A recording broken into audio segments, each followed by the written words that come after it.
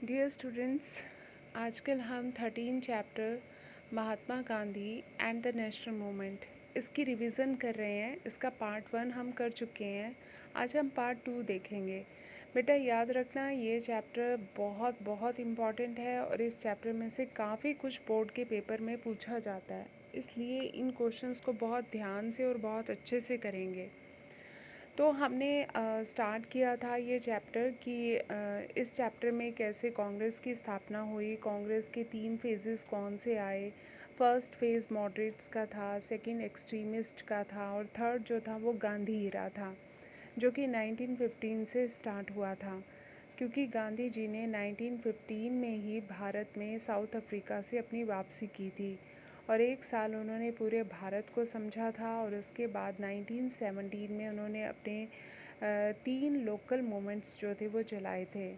चंपारण चलाया था, इसके बाद जो था उन्होंने अहमदाबाद में चलाया, खेड़ा में चलाया, बारदोली में चलाया और इसके बाद इन्होंने लार्ज स्केल पर जो अपना मूवमेंट चलाया था नेशनल लेवल पे, जिसमें पूरे देश ने भाग लिया था, उसका नाम था नॉन कोऑपरेशन मूवमेंट। हमने ये देखा था कि गांधी जी ने नॉन कोऑपरेशन मूवमेंट में लोगों से ये प्रॉमिस लिया था कि वे वायलेंट नहीं होंगे, वो हिंसा का प्रयोग नहीं करेंगे, लेकिन लोग इस प्रॉमिस को पूरा नहीं कर सके और जिसके कारण गांधी जी ने ये मूवमेंट वापस ले लिया था। चाहे गांधी जी ने ये मूवमेंट वापस ले लिया था, लेकिन ब्रिटिशर्स को एक बात समझ में आ गई थी कि भारतीयों में अब जोश आ चुका है और उनका ज़्यादा टाइम वो यहाँ पर रुक नहीं सकेंगे। फ़िलहाल अब हम देखते हैं कि इसके बाद क्या हुआ। गांधी जी को अरेस्ट कर लिया गया 1922 में और उनके ऊपर देशद्रोह का जो था उनके ऊपर इल्ज़ाम लगा के जो था उन्हें जेल में डाल दिया गया। तो 1924 तक गांधी जी जो थे वो जेल में ही रहे, 2 साल जेल रहे और इसके बाद जब वो जेल से बाहर आए तो उन्होंने अपना टाइम जो था वो सोशल वेलफेयर पे लगाया था, यानी समाज कल्याण पर लगाया था। तो सबसे पहले उन्होंने जो था वो खादी को बढ़ावा दिया था, क्योंकि गांधी जी खुद भी जो थे वो खादी बनाते थे, बुनते थे। प्रतिदिन वो जो थे वो चरखा कातते थे, चरखे पे कपड़ा बनाते थे, क्योंकि गांधी जी का ये मानना था कि हमारे देश से बाहर से यानी फ़ॉरेन गुड्स आती हैं, फ़ॉरेन का कपड़ा आता है, जिसके कारण हमारे जो लोकल वर्कर्स हैं, लोकल जो आर्टिशियंस हैं, उनके पास कोई काम नहीं है। तो अगर हमारे देश के लोग अनएम्प्लॉयड हैं, हम दूसरे देशों का सामान खरीद रहे हैं और अपने देश की इंडस्ट्रीज़ की तरफ कोई ध्यान नहीं दे रहे हैं, इसलिए गांधी जी ने जो था वो चरखे पर हर इंडियन को कपड़ा बनाने के लिए जो था वो इनकरेज किया था। और वो उन्होंने सबसे पहले अपना एग्ज़ाम्पल सेटअप किया था। वो खुद रोज़ जो थे 1-2 घंटे अपना कपड़ा खुद बनाया करते थे। तो गांधी जी ने जो था ये भी कहा था कि चरखा जो है वो लोगों को पूरक राशि जो है वो प्रदान करता है। ये देखो, ये गांधी जी चरखा कात रहे हैं। तो उन्होंने ये कहा था कि चरखा जो है वो इंसान को पूरक राशि देता है, पैसे देता है, उनकी रोज़गार का माध्यम है। उन्होंने कहा था कि मशीनें जो हैं कई कई लोगों का काम कर लेती हैं, तो जिसके कारण लोग अनएम्प्लॉयड हो जाते हैं। इसलिए हमें चरखे की इम्पोर्टेंस को समझना होगा, क्योंकि ये बहुत सारे लोगों को रोज़गार देता है, रोज़ी रोटी देता है। तो गांधी जी ने इसीलिए जो नेशनल फ्लैग डिज़ाइन किया था, उसमें पहले हमारे झंडे के बीच में चरखे को जो था वो इम्पोर्टेंस दी गई थी। इसके बाद अब हम देखते हैं कि और उन्होंने किस चीज़ पर स्ट्रेस दिया था। उन्होंने जो था अनटचेबिलिटी को समाप्त करने पर जोर लगाया था, यानी कि उस टाइम हमारे देश में हायर और लोअर कास्ट में काफ़ी भेदभाव किया जाता था, तो लोअर कास्ट के साथ बहुत गलत सलूक किया जाता था, उनको छूना भी जो था वो पाप समझा जाता था। तो गांधी जी ने इसका विरोध किया था। इसके अलावा उन्होंने इंडिया की सोसाइटी में जो ये बाल विवाह, चाइल्ड मैरिज और अनटचेबिलिटी जैसी जो सोशल ईविल्स थी, उनका ये मानना था कि जब तक ये सोशल ईविल से हम सोसाइटी को फ्री नहीं कर देंगे, तब तक हमारा देश आज़ाद हो ही नहीं सकता है। इसके अलावा उन्होंने हिंदू मुस्लिम यूनिटी पर जो था बहुत ज़्यादा स्ट्रेस दिया था। तो ये आपने उनके एज ए सोशल रिफॉर्मर के तौर पर उनके रोल बताना है। इसके बाद क्या हुआ कि साइमन कमीशन का भारत आगमन। बेटा क्या हुआ था कि नॉन कॉपरेशन मूवमेंट के बाद ना इंडियन पॉलिटिक्स में एक स्टैग्नेशन आ गई थी, एक मंदी आ गई थी। जैसे पानी रुक जाता है, ठहर जाता है, उसमें कोई हलचल नहीं होती ना, ऐसे हमारी इंडियन पॉलिटिक्स हो चुकी थी। तब एक छोटी सी घटना घटी और जिसने इंडिया को फिर से पॉलिटिकली जो था इंडिया को अवेक कर दिया, राजनीतिक रूप से जगा दिया। वो घटना क्या थी? वो घटना ये थी कि 1927 में इंग्लैंड की गवर्नमेंट ने साइमन कमीशन अपॉइंट किया था, जिसके हेड जो थे सर जॉन साइमन थे, और इस उनके नाम से इसको साइमन कमीशन कहा जाता है। तो इस लाइन को बहुत अच्छे से याद रखना। अब ये कमीशन अपॉइंट किया गया, इसमें कोई 7 मेंबर्स थे, इसमें कोई भी जो था वो इंडियन नहीं था। और ये कमीशन क्यों आ रहा था? ये कमीशन 1919 में जो सुधार हुए थे, जो मॉन्टेग्यू चेम्सफोर्ड रिफॉर्म्स हुए थे, उनकी इन्वेस्टिगेशन करने के लिए आ रहा था। अब वो 1919 के सुधारों के कारण ही जो था वो जलियांवाला बाग इंसिडेंट हुआ, उसी के कारण नॉन कॉपरेशन मूवमेंट हुआ था, है ना। तो इसलिए ये इनकी इन्वेस्टिगेशन के लिए आ रहा था, लेकिन जो था इसमें कोई भी मेंबर इंडियन नहीं था। तो ये बात सभी पॉलिटिकल पार्टीज़ को अखर रही थी, उनको अच्छी नहीं लग रही थी। तो इसलिए ये डिसाइड किया गया कि साइमन कमीशन का पूरे भारत में जो है वो विरोध किया जाएगा। तो ये कमीशन 1927 में अपॉइंट हुआ था और 1928 में जो था ये भारत पहुंचा। तो बॉम्बे जो था ये सबसे पहले पहुंचा था, तो वहाँ पर इसका विरोध किया गया और ये कमीशन ने पूरे भारत का जो था वो दौरा किया। जहाँ जहाँ ये कमीशन गया, साइमन गो बैक के जो थे वो नारे लगाए गए और ब्लैक फ्लैग से जो था इसका वेलकम किया गया। लाहौर में जो था लाला लाजपत राय जो थे वो जुलूस का मार्गदर्शन कर रहे थे, प्रोसेशन निकाल रहे थे उनकी लीडरशिप में, और वहाँ पर जो था सैंडर्स ने उनके ऊपर लाठियाँ बरसाई, तो जिसके कारण उनकी डेथ हो गई थी। तो उनकी ही डेथ का बदला जो था वो भगत सिंह, राजगुरु और सुखदेव ने लिया था। तो इस डेथ में जो था गांधी जी ने लाला लाजपत राय ने ये वर्डिंग कहे थे कि मेरे शरीर पर बरसाई गई एक एक लाठी जो है वो ब्रिटिश सरकार के कफन में कील सिद्ध होगी। इसके बाद अब हम जो है यहाँ पर भी देख लेते हैं कि किस तरीके से ये हमारा टॉपिक है। ये गांधी जी चरखा काट रहे हैं, यहाँ पर ये कुछ सोशल रिफॉर्म का ये काम कर रहे हैं, ठीक है। यहाँ पर देखो ये साइमन गो बैक के जो हैं वो नारे लगाए जा रहे हैं, ठीक है। काली झंडियों से, ब्लैक फ्लैग से जो है इसका वेलकम किया जा रहा है, ठीक है। देखो इस पर्सन के हाथ में जो है वो ब्लैक फ्लैग है, तो इससे जो है इनका जो है वेलकम किया जा रहा है और साइमन गो बैक के जो है वो नारे लगाए जा रहे हैं। इसके बाद क्या हुआ था कि गांधी जी ये इंडियन पॉलिटिक्स में एक बार फिर से साइमन कमीशन के कारण जो थी वो हलचल स्टार्ट हो गई। इसी टाइम जो था मोतीलाल नेहरू ने ब्रिटिश गवर्नमेंट के सामने कुछ अपने योजनाएं रखी थी, कुछ कार्य प्रोग्राम्स रखे थे, जैसे कि उस समय का वाइसराय था लॉर्ड इरविन, उसने मानने से जो था वो इनकार कर दिया। तो ना हर साल कांग्रेस का अधिवेशन होता था, तो दिसंबर 29 में इसका कॉन्फ्रेंस हुई थी लाहौर में। लाहौर उस टाइम जो था भारत का ही पार्ट था, तो लाहौर में जो थी इसकी वो हुआ था। तो लाहौर में रावी नदी के उसके जो अध्यक्ष थे, चेयरपर्सन थे, वो पंडित जवाहरलाल नेहरू थे। तो उसमें काफ़ी इस चीज़ के ऊपर डिस्कशन की गई थी कि भाई इंडियंस को जो है फिर से किस तरीके से अवेयर किया जाए।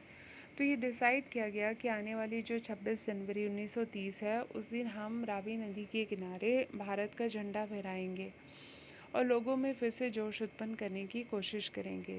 तो 26 जनवरी 1930 को जो था फ्लैग होस्टिंग की गई, लेकिन उसमें बहुत कम इंडियंस आए। तो इससे कांग्रेस को लगा कि भारतीयों में जोश जो है वो ख़त्म हो रहा है। तो इस जोश को जगाने के लिए जो था फिर से एक मूवमेंट चलाने का डिसीज़न लिया गया, और ये मूवमेंट जो था वो 12 मार्च 1930 को स्टार्ट हुआ था। और इस जो था, इसमें ये डिसाइड किया गया था कि नमक को जो है एज ए वेपन के तौर पर यूज़ किया जाएगा, क्योंकि उस टाइम जो था नमक, उस टाइम क्या अब भी, बट हम बात उस टाइम की कर रहे हैं तो इसलिए हम उस टाइम कह रहे हैं कि नमक जो था वो हर इंडियन के खाने में यूज़ होता था, चाहे वो अमीर था चाहे वो गरीब था। तो टैक्स, नमक के ऊपर टैक्स लगाना जो था वो एक बहुत बेवकूफ़ीपूर्ण डिसीज़न था। ब्रिटिश गवर्नमेंट ने ना नमक के निर्माण पर मोनोपोली रख कर रखी थी। किसी भी इंडियन को, किसी भी कंपनी को जो था वो नमक बनाने का राइट नहीं था। तो गांधी जी ने ये डिसाइड किया था कि अब हम 1930 में एक नया मूवमेंट स्टार्ट करेंगे जिसका नाम सिविल डिसोबीडियंस मूवमेंट होगा, यानी सविनय अवज्ञा आंदोलन होगा या सॉल्ट मूवमेंट होगा। तो इसमें सॉल्ट को जो था वो मेन वेपन बनाया गया था।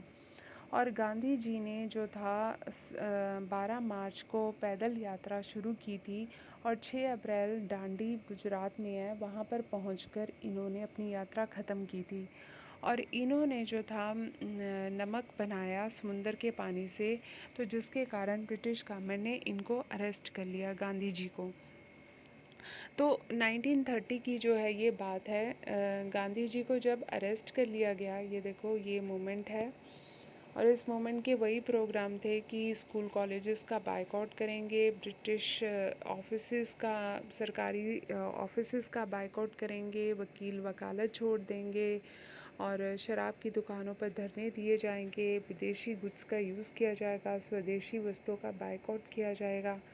तो ये सारे जो थे वो कार्यक्रम बनाए गए थे। तो ये मूवमेंट जो था वो स्टार्ट हुआ 1930 में। तो ये मोमेंट बहुत ही ज़्यादा ज़ोर शोर से स्टार्ट हुआ था, इंडियंस के बीच में बहुत ज़्यादा जोश था, और इसमें पहली बार जो थी वो महिलाएं भी जो थी वो पार्टिसिपेट कर रही थी। और पहली बार गांधी जी दुनिया की नज़र में आए थे, क्योंकि यूरोप और अमेरिका की प्रेस जो थी वो इसको कवर कर रही थी। देखो, स्पेशली कवर करना एक बहुत बड़ी बात है। और जो था यह पहली राष्ट्रवादी गतिविधि थी जिसमें औरतों ने बढ़ चढ़कर भाग लिया था। उस टाइम की जो कमला देवी ने गांधी जी को समझाया था कि यदि आप इसमें आंदोलनों में पुरुषों तक ही रहेगा, स्त्रियां पार्टिसिपेट नहीं करेंगी, तो ये बहुत बड़ी बेवकूफ़ी होगी। तो इसीलिए लेडीज़ ने जो था वो बहुत खुश हुई, और उसने जो था इस आंदोलन में पार्टिसिपेट किया था। ठीक है। इसके बाद हम देखते हैं कि गांधी जी ने जब इसमें लेडीज़ ने इसमें पार्टिसिपेट किया था, और पहली बार अमेरिका और यूरोप की प्रेस ने इसको कवर भी किया था, इस पूरे इंसिडेंट को। फ़िलहाल मूवमेंट जो था वो स्टार्ट हो गया, 1931 आ गया। 1931 में जो था सभी पॉलिटिकल पार्टीज़ को इंग्लैंड जो था वो इनवाइट किया गया कि वो वहाँ पर जाकर वहाँ की गवर्नमेंट को एडवाइस करेंगे। तो यहाँ से शिष्टमंडल जो था वो यहाँ पर इससे पहले मैं आपको बता दूँ कि 1931 में जो था वो पॉलिटिकल पार्टीज़ जो थी वो लंदन गई थी फर्स्ट कॉलमेज कॉन्फ्रेंस में पार्टिसिपेट करने के लिए। जनवरी 1931 में जो था गांधी जी को जेल से रिहा किया गया, क्योंकि गांधी जी ने कांग्रेस को जो था वो रिप्रेजेंट करना था। तो पहली कॉलमेज कॉन्फ्रेंस और 1930 में हुई थी, और इस कॉलमेज कॉन्फ्रेंस का कोई भी रिज़ल्ट नहीं निकला था, क्योंकि भारत की जो सबसे बड़ी पॉलिटिकल पार्टी थी वही इसमें पार्टिसिपेट नहीं कर रही थी। तो इस कारण से जो था गांधी जी को ये देखो, ये गांधी जी हैं और ये लॉर्ड इरविन है। तो अब ये डिसाइड किया गया कि जनवरी 1931 में गांधी जी को जो था वो जेल से रिहा कर दिया गया, और गांधी जी और उस समय का जो वायसराय था लॉर्ड इरविन, उनके बीच में लंबी चौड़ी बातचीत हुई, और एट लास्ट एक समझौता हुआ। समझौता क्या हुआ कि गांधी जी को ये कहा गया कि वो सविनय आंदोलन वापस ले लें, और गांधी जी ने उसके बदले में कहा था कि मैं ले लूँगा, लेकिन जितने भी 60,000 जो हैं लोग अरेस्ट किए गए हैं इस मूवमेंट के दौरान, उन सबको फ्री कर दिया जाए। सेकंड जो था, उन्होंने ये कहा था कि हमें जो कोस्टल एरियाज़ हैं वहाँ पर हमें नमक बनाने की जो है वो परमिशन दी जाए। तो ये सब बातें जो थी वो मान ली गई, और जिसके कारण जो था गांधी जी ने 1931 में दूसरे गोलमेज सम्मेलन में भाग लेने के लिए गए। वो कांग्रेस का नेतृत्व कर रहे थे। तो इससे दूसरी पॉलिटिकल पार्टीज़ को जो था ऑब्जेक्शन हो गया, क्योंकि जो मुस्लिम लीग थी वो ये कह रही थी कि ये मुसलमानों को रिप्रेजेंट नहीं कर रहे हैं। इसी तरीके से जो था और भी पॉलिटिकल पार्टीज़ जो थी वो बोलने लग गई कि भाई इसमें हम जो है हम क्यों पार्टिसिपेट करें, क्योंकि कांग्रेस जो है वो सबको रिप्रेजेंट नहीं करती है। तो इस वजह से जो था गांधी इरविन समझौता ये सेकेंड राउंड कॉन्फ्रेंस जो थी वो कामयाब नहीं हुई। गांधी जी वापस आए, वापस आके उन्होंने दोबारा से मूवमेंट चलाया, लेकिन तब तक लोगों के बीच में जोश जो था वो ख़त्म हो चुका था। इसके बाद हम देखते हैं कि फिर क्या हुआ। फिर ये हुआ कि 1939 में जो था सेकेंड वर्ल्ड वार स्टार्ट हो गया था। इस वर्ल्ड वार में पूरा वर्ल्ड जो था वो दो भागों में बटा हुआ था। एक तरफ जो था इंग्लैंड का ग्रुप था और दूसरी तरफ जर्मनी, जापान और इटली थे। तो इस वॉर में जो था जर्मनी जापान वाला ग्रुप जीत रहा था और इंग्लैंड वाला ग्रुप जो था वो हार रहा था। तो इंग्लैंड को फिर से भारत की ज़रूरत पड़ी इस वॉर में पार्टिसिपेट करने के लिए, लेकिन उस कांग्रेस ने साफ मना कर दिया। उन्होंने ये कहा कि हम हिटलर, जो कि जर्मनी का चांसलर था, कि हम हिटलर की पॉलिसीज़ से नाराज़ हैं, हम उससे खुश नहीं हैं, लेकिन हम इंग्लैंड की जनता का पूरा साथ भी देंगे, लेकिन इसके बदले में इंग्लैंड जो है वो हमें छोड़कर ब्रिटिशर्स हमारे देश को आज़ाद कर दें। लेकिन ब्रिटिशर्स ने इस बात के लिए जो था वो मना कर दिया। तब जो था गांधी जी ने 3 स्लोगन दिए थे कि ना देंगे भाई, ना देंगे पाई, और करो या मरो, ये वाले स्लोगन जो थे उन्होंने दिए। तो 8 अगस्त 1942 को जो था बॉम्बे में इसका रेजोल्यूशन पास किया गया, और 9 अगस्त 1944 में जो था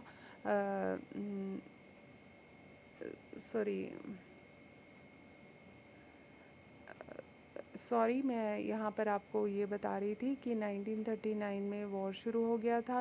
लिन लिथगो, जो उस टाइम का वाइसराय था, उसने ये घोषणा कर दी थी कि इंडिया भी जो है इस वर्ल्ड वार में पार्टिसिपेट कर रहा है। इस कारण से जो था कांग्रेस ने अपने पोस्ट से जो काउंसिल्स थी उससे उन्होंने रिज़ाइन कर दिया, और उन्होंने ये कहा था कि हम अपनी प्रॉब्लम जो है वो सॉर्ट आउट कर लेंगे, बस ब्रिटिशर्स हमारा देश छोड़कर चले जाएं। तो 8 अगस्त को जो था ये रेजोल्यूशन पास किया गया था बॉम्बे अधिवेशन में, और ये कहा गया था कि अगले दिन जो है भारत छोड़ो आंदोलन, क्विट इंडिया मूवमेंट जो है वो स्टार्ट किया जाएगा। तो जैसे ही ये रेजोल्यूशन पास हुआ, 9 अगस्त की सुबह हुई, वैसे ही सभी पॉलिटिकल लीडर्स को, जितने भी थे, उन सबको अरेस्ट कर दिया गया, क्योंकि ब्रिटिश गवर्नमेंट का यही प्लान था कि जब सभी नेता अरेस्ट होंगे तो जनता किसकी लीडरशिप में जो है वो ये आंदोलन चलाएगी। तो लेकिन उस टाइम भारतीय जनता में काफ़ी जोश आ चुका था, और उन्होंने जो था करो या मरो वाली फीलिंग अपना ली थी, और जिसके कारण जो था ब्रिटिश गवर्नमेंट का दमन चक्र भी जो था वो तेज़ हो गया। उन्होंने जो था लोगों को धड़ाधड़ जो था वो अरेस्ट करना शुरू कर दिया। पूरा देश जो था वो एक जेल खाने की तरह लग रहा था। लोगों ने बसें जला दी, ट्रेन्स जला दी, सरकारी बिल्डिंग्स को जो था वो हानि पहुंचाई। तो ये मूवमेंट सिर्फ एक ही साल चला था, और 1943 में ही ये मूवमेंट ख़त्म हो गया था। लेकिन अब ब्रिटिश गवर्नमेंट को अच्छे से समझ में आ चुका था कि अब इस देश को छोड़ने में ही भलाई है। तो अब ऐसे तो किसी देश को नहीं छोड़ा जा सकता ना, उसके लिए पूरा प्लानिंग वगैरह करनी पड़ती है। तो इसलिए जो था इनको जो था कॉन्स्टिट्यूशन बनाने के लिए कहा गया। तो उसी टाइम मुस्लिम लीग ने ये कह दिया था कि हमें अलग से जो है वो देश दिया जाए। तो ये एक बहुत बड़ी समस्या स्टार्ट हो चुकी थी। तब उस टाइम के वाइसराय लॉर्ड माउंटबेटन ने जो था और लेडी लॉर्ड माउंटबेटन ने जो था कांग्रेस और मुस्लिम लीग को भारत का पार्टीशन करने के लिए मना लिया था। तो और 14 अगस्त 1947 को जो था हिंदुस्तान को दो भागों में बांट दिया गया। एक था पाकिस्तान, एक था हिंदुस्तान।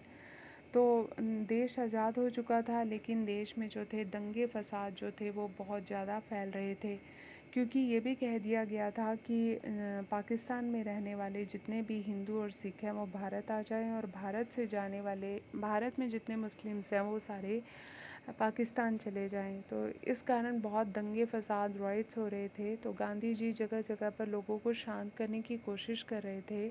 तो कभी वो बॉम्बे जा रहे थे, तो कभी महाराष्ट्र, कभी बंगाल, तो कभी दिल्ली, लेकिन जो थे वो इन सबको मनाने में जो थे वो कामयाब नहीं हो सके। और 1948 में जो थी नाथूराम गोडसे ने उनको गोली मार दी, और इस तरीके से ये शांति का पुजारी हमेशा हमेशा के लिए सो गया।